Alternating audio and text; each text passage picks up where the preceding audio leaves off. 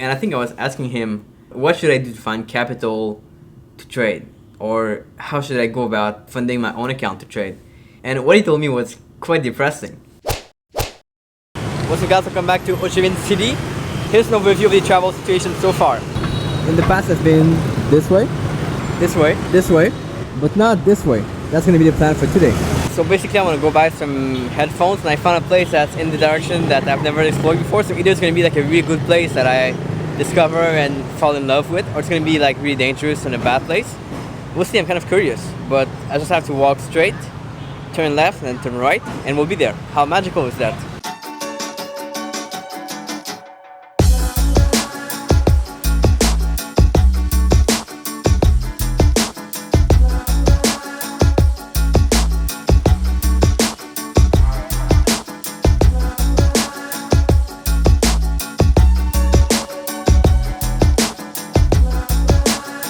A very different area, and people do look at me a little bit weird, like confused and stuff. So, but I think I made it. Shop is right there behind, so let's go take a look inside. Another cool thing to do in Ho Chi Minh in the afternoon is look at the city from a two-story or two-floor coffee shop, which is what I'm doing right now. Looks crazy out there. It's incredible.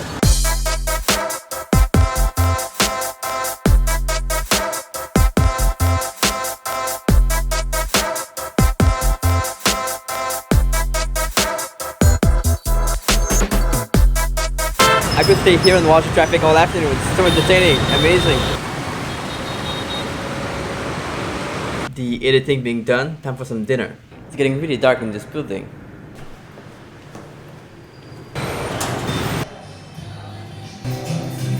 See, the only bad thing about the coffee shop and the restaurant in Vietnam is that they have this music so loud, like it's like a nightclub all the time. That's why I bought some headphones that are gonna hopefully cover this sound, and that's gonna be a better way to work. This is insane. Everywhere is insane. This is like the only country I've seen this before.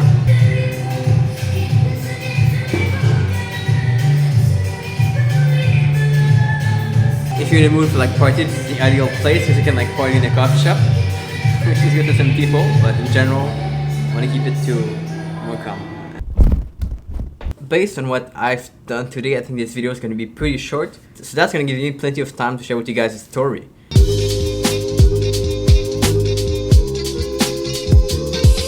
And I hope this can be kind of inspirational as well as a reality check. I don't want to put anyone down, but it's going to be kind of the real things that happen to traders and kind of a reality check I got earlier. So back maybe a year and a half ago, I was on this phone call with my friend Etienne back in Montreal.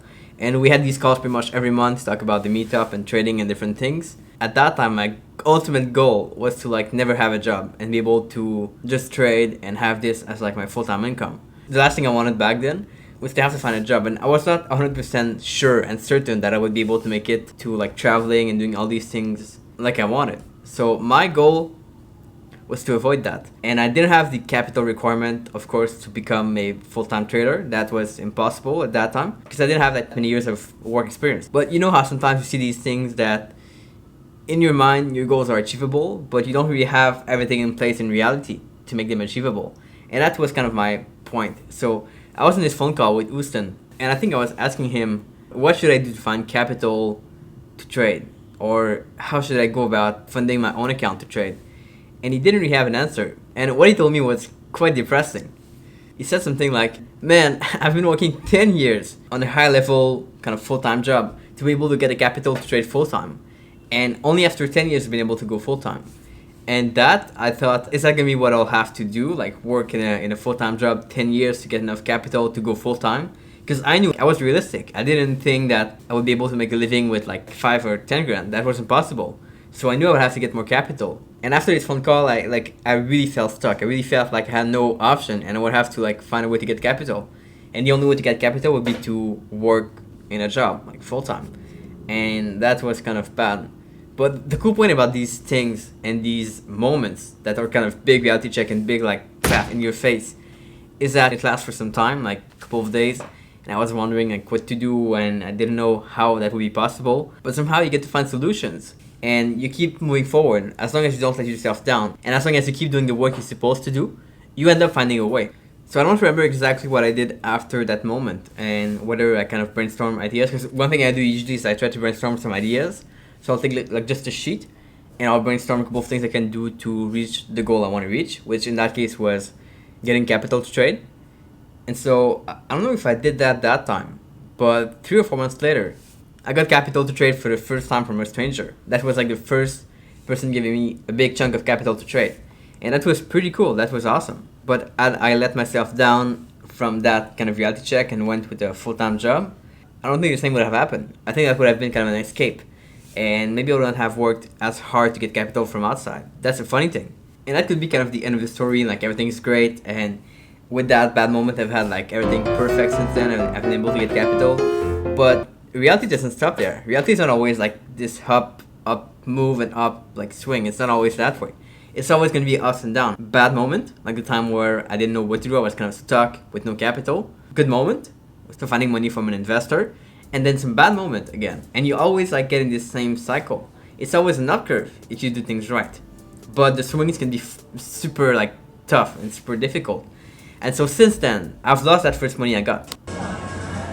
Quick precision here. I realized it's like a really bad wording. I didn't lose the money, but the investor decided to withdraw the money with the profit and just do whatever he wanted to do with the money. I just thought I would make this a bit more clear. And that meant I had to find other ways to get capital. And since then, I've been working on taking this profit that I got from that money to invest in my account. I didn't go and buy like a car and things with that money that I got trading for other people. That would have been kind of a nice thing to do, but not the smart thing to do. So I took that money, I've put it as much as possible into my personal account, and now I'm focused more on my account. But there's always going to be swings, upswings and downswings, where things go really well, you get a lot of money from someone else, and then things crash a little bit, and then you have to reinvent yourself. You have to keep pushing forward. But I know, and this is like another key, that everything that happens, no matter what happens, it's usually always for the better. Every single challenge you have is going to bring a new opportunity. And I know that losing that money was kind of a challenge, but guess what happened? Like, if I never lose money from an investor, what happens? You're always like in this bubble of everything's going well and things are happy and everything goes fine. But then what happens if something unexpected happens and you're not prepared for it? What happens? What do you do? And so that's why I like to see things always in this perspective. Always like things happen for the best. And no matter what happens, I have to find a way. We are professional problem solver as traders and as business people and as entrepreneur and as whatever you want to call yourself, even as an employee. Right? What happens if you lose your job? What happens if you don't perform in any area? That's the same thing. That's definitely not kind of a Walt Disney story where like there's this crisis and then everything perfect. It's not really that, because life is not that. Life is stories of ups and downs, and tough times where you get stuck, good times when you're happy, and then challenges that you have to face.